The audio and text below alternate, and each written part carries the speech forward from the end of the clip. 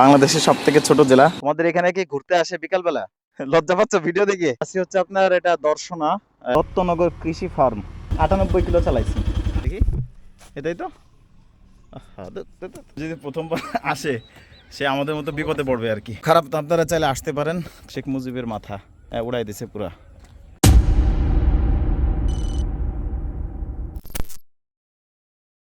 আসসালামু আলাইকুম, সবাইকে নতুন আরেকটি ভিডিওতে স্বাগতম। আজকে আমাদের প্ল্যান হচ্ছে আপনার যাব মেহেরপুর জেলা, বাংলাদেশের সব থেকে ছোটো জেলা, যেখানে আমি এর আগে কখনো যাইনি। এই ফার্স্ট টাইম যাওয়া হচ্ছে আর কি। যাওয়ার পথে যত আপনার সুন্দর দর্শনীয় স্থান বা আপনাদের দেখানোর মতো জায়গাগুলা আপনাদের সঙ্গে শেয়ার করব আর কি। মামা, এটা হচ্ছে আপনার একটা বাওড়। যদি বিকাল টাইমে আসতাম তাহলে এখানে একটু স্টে করতাম, ভালোই লাগতেছে, খারাপ না।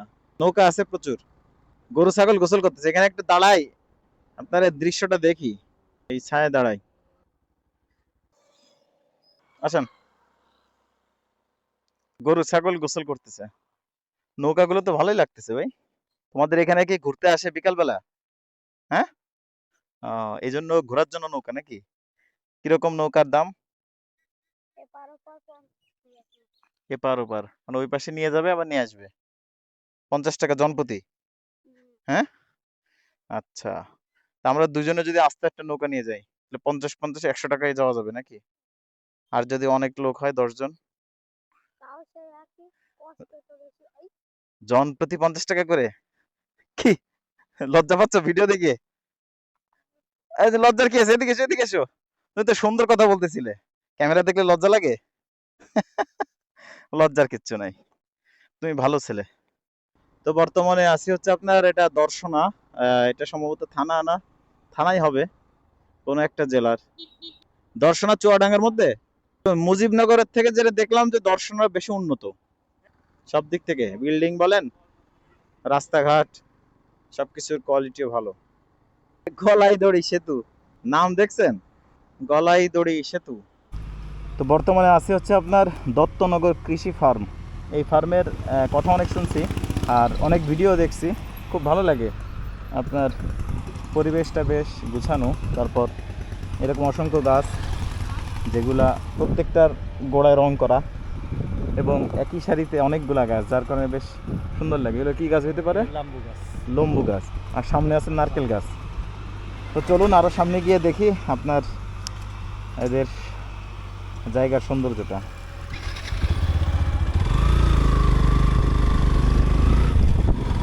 এই জায়গাটা মূলত এখান থেকেই প্রায় শুরু হয়েছে আর কি।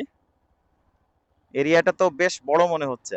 বুঝাইবে ভাই, একবারে ঘুরে যাবেন নাকি জায়গাগুলো? ভালো ভালো রাস্তার ভিউ আছে। এই যে একটা রাস্তা, এই হচ্ছে আপনার কৃষি ফার্ম। এটা হচ্ছে ঈদগাহ, কৃষি ফার্ম ওই সাইডে, ম্যাপে তো দেখাচ্ছে ওই সাইডে। ভিতরে গেলে হয়তো বা ভালো ভালো জায়গা দেখা যায়, তো বাকি সময় স্বল্পতার কারণে আমরা যাইতে পারলাম না। গরমকালের যে কোনো সফরে আপনার প্রচুর পরিমাণ পানি পান করা উচিত। তারপরে এই ধরনের বেলের শরবত বা আখের শরবত যদি অথেন্টিক হয়ে থাকে সেগুলো খাওয়া উচিত। কি করেন হুজাইফা ভাই? জি অবশ্যই, এবং কারণ সবই অর্থনীতি। হ্যাঁ, গ্রামের পরিবেশে, শহরে সাধারণত অথেন্টিক পাওয়া যায় না। পানি শূন্যতা প্রচুর, আপনার যে পরিমাণ রোদ, গরম, তাপ, এগুলো খাওয়ার মাধ্যমে সেই বিষয়গুলো দূর হয়। তো আমরা অবশেষে চলে আসছি আমাদের মেহমানখানায়। এখানে আমরা এখন থাকবো, স্টে করব, ফ্রেশ হয়ে তারপর মুজিবনগরের উদ্দেশ্যে রওনা দিব বিকালবেলা ইনশাআল্লাহ। এটা হচ্ছে হুজাইফা ভাইয়ের কি হয় ইনি ফুফাতো বোন বাড়ি আর কি। সামনে বলি না, এটা এটা এটা ও নামেন, বাইরেই রাখবো। যান, আগে গেট খোলেন, এখানেই রাখবো। তারপরে গেটের মধ্যে রাখলে ভালো হইতো না? উনি কি বলে, উনি কি বলে? আচ্ছা, 98 কিলো চালাইছি। এখানে থাকলে সমস্যা নাই? আচ্ছা থাক, আচ্ছা ঠিক আছে। লং ট্যুরের মাঝে যদি আসলে একটা আপনার লম্বা রেস্ট দেওয়া যায়, সেক্ষেত্রে কিন্তু ট্যুরের আনন্দটা দ্বিগুণ হয়। আর একাধারে ট্যুর করতে থাকলে হচ্ছে আপনার একটা প্রচণ্ড ক্লান্তিভাব চলে আসে, তখন ট্যুরটা অনেক কষ্টদায়ক হয়। আলহামদুলিল্লাহ আমরা রেস্ট করে এখন ফ্রেশ হয়ে আবার বেরোয় পড়ছি আর কি। আরও মোটরের ঠান্ডা পানিতে গোসল করতে পারছি, যেটার অনুভূতি ছিল দারুণ। তো মুজিবনগর এখান থেকে হচ্ছে আপনার মনে হয় সম্ভবত 3 কিলো, না 3-4 কিলো? হ্যাঁ, আচ্ছা, চলেন তাহলে মুজিবনগর যাওয়া যাক। এখানে একটা বিষয় খেয়াল করলাম আপনার, এই দেখেন মানে এক সাইডে হচ্ছে আপনার প্রচুর পরিমাণ কলা বাগান, আর এক সাইডে হচ্ছে আপনার শুধু আম বাগান। এই সাইডে আবার এই যে কলা বাগান, এই যে আম বাগান। মানে এইদিকে কলা আর আম এই দুইটা জিনিসের ফলন বা বাগান প্রচুর পরিমাণ যে মালিক আছে এ রোডে। ইন্ডিয়ার বর্ডার না? তো মোটামুটি বর্ডারের কাছে গেলাম। ওইখানে ভিডিও করা যায়, অসুবিধা নেই। এই বর্ডারটা অতটাও ওরকম না, বর্ডার বলা যায় না। এখানে জাস্ট ওনারা বসে বসে ডিউটি দেয় আর কি, রাত্রেবেলা থাকে না এরকম।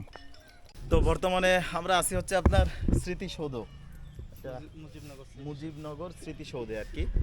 তো জায়গাটা খারাপ না, বেশ ভালো, আপনারা আসতে পারেন। আর এটার চারপাশে হচ্ছে আপনার প্রচুর আম গাছ দিয়ে ভরা, অর্থাৎ এটা পরিপূর্ণ। একদম প্রত্যেকটা গাছে প্রচুর পরিমাণ আম। আর এক একটা গাছের যে বয়স, গাছ দেখলে মনে হচ্ছে কমপক্ষে 50-60 বছর কি 50 বেশি। 400 300 এরকম একটা। তাই? শত বছর আচ্ছা, মানে 100 বছরের না, এটা গাছের নাম্বার ভাই, ওইটা গাছের নাম্বার। গাছের তাছাড়াও নাম্বার। মোটামুটি প্রায় 100 বর্ষে আম গাছ এখানে যেগুলো আছে আর কি। অর্থাৎ এই আম বাগানটাও আপনার 100 বর্ষে আম বাগান বলা যায়। এখানের যে বিষয়টা আপনার, এটা কিন্তু খুবই পাকা আম, একদম সিরিয়াল থেকে। এখানকার আম গাছ, আম বাগানটা কিন্তু সুশৃঙ্খলভাবে করা আর কি। আপনার গাছগুলা বেশ একদম এক সারিতেই সবগুলা গাছ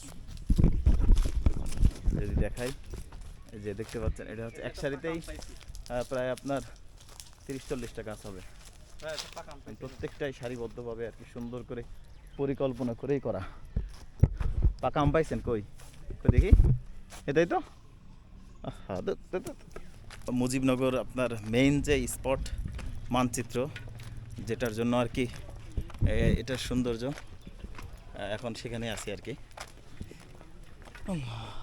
এগুলো সব ভেঙে একদম শেষ করে ফেলছে।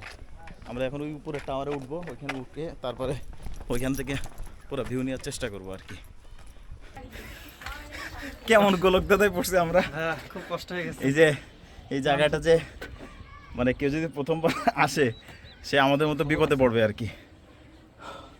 আমাদের এখানে মাত্র দুইটা গেট আপনার উঠার। তো আমরা ভুল করে ওইখানে ছিলাম, ওইখান থেকে ওইখানে সহজেই উঠা যেত, ওই যে ওইটা দিয়ে আর কি। আমরা টানা করে আমরা ওই দুনিয়ার মূল্য ঘুরে তারপর ওদিক দিয়ে আসছি আর কি। তো যাই হোক, ভিউটা খারাপ না, ভালো। বাকি এখানে এগুলো সব হচ্ছে ভেঙে ফেলছে, যার কারণে এটার মূল যে সৌন্দর্য সেটা আর দেখা যাচ্ছে না। এই হচ্ছে আপনার মুজিবনগরের পুরা ভিউ। তো জায়গাটা বেশ বড়, এইখানে আপনার আরও বিল্ডিং আছে, ওইদিকে যাওয়ার মতো সময় বা শক্তি আমাদের নাই, যাব না। আর ওই দিকেও আছে, তো বিশাল এরিয়া। তো খারাপ তো, আপনারা চাইলে আসতে পারেন, তবে অবশ্যই সময় নিয়ে আসবেন আর বিকাল টাইমে আসার চেষ্টা করবেন, কারণ এখানে কিন্তু প্রচুর রোদ পড়ে আর বেশ তাপ। তো আমরা মুজিবনগর ঘোরাঘুরি শেষ, এখন আর কি বিদায় নিচ্ছি মুজিবনগর থেকে। খুব সুন্দর একটা প্রকৃতির, খারাপ না, জায়গাটা ভালোই লাগছে।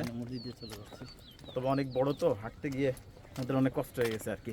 একটা বিষয় লক্ষ্য করলাম যে এইখানে এমনভাবে ভাঙছে, দেখেন, এটা সম্ভবত আপনার শেখ মুজিবের মাথা উড়াই দিছে পুরা।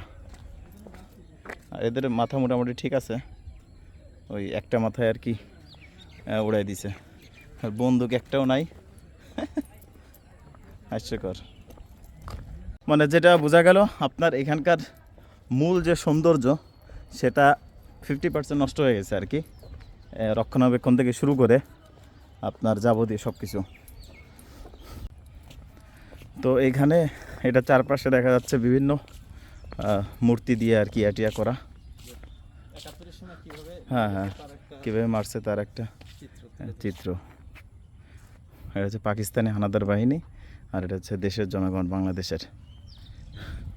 এখানে হচ্ছে যে আপনার ভিতরে গেছে। ধর্ষণ করা হয়েছে সেটার একটা চিত্র ফুটাই তুলছে আর কি। এই হচ্ছে বিষয়। আর এটা হচ্ছে আপনার হ্যাঁ বাড়িঘরে আগুন আর অত্যাচার। এটা হচ্ছে আপনার এই আগুন দিয়ে জ্বালানোর যে বাক্স স্প্রে করার, সেটা পিছনে প্রত্যেকেরই গাড়ি আছে, না তিনজনের, একজন বাদে। এগুলো ভেঙে দিছে অবশ্য। তো সন্ধ্যা হয়ে গেছে, এখন আমরা ফিরে যাব। একটা ভ্যান ট্যান ডাকেন ভাই, আমরা যাই। ঠান্ডা পানি খেয়ে যায়। বাইরে যে সব তো আমাদের মুজিবনগরের ভিডিও এই পর্যন্তই। ভিডিওটি কেমন লাগলো অবশ্যই কমেন্ট করে জানাবেন। আর সামনে আমরা আগামীকাল থেকে আবার কুষ্টিয়ার ওইদিকে সফর করব, তো সেগুলো আমরা পর্যায়ক্রমে আপনাদের সামনে আনবো। তো সবাই ভালো থাকুন, আসসালামু আলাইকুম।